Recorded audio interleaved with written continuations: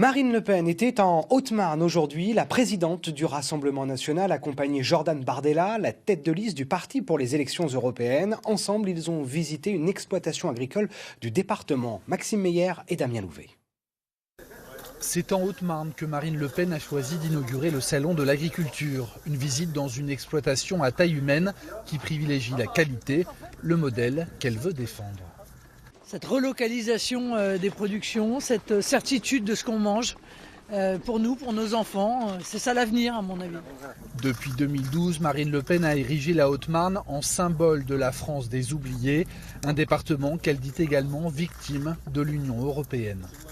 Il n'y a qu'à voir la désertification de la Haute-Marne, voir la situation de l'agriculture très difficile, voir ces groupes étrangers venir acheter des usines et puis quelques années après les fermer en mettant tout le monde sur le carreau. Je crois que c'est vraiment peut-être le symbole des conséquences de la mondialisation sauvage que l'Union européenne a mis en œuvre.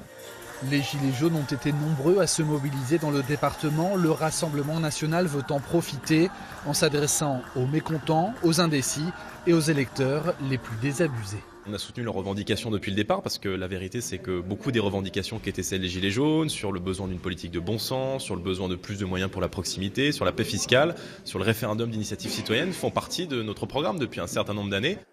L'objectif est donc clair, confirmer la bonne dynamique du parti dans le département depuis plusieurs années. Les problèmes n'ont pas changé, donc ce serait quand même étonnant que les gens aient changé d'opinion.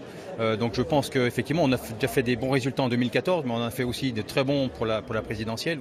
En 2014, le Front National était arrivé largement en tête aux européennes avec 33% des voix en Haute-Marne. Cette année encore, le Rassemblement national sera le grand favori de l'élection dans le département.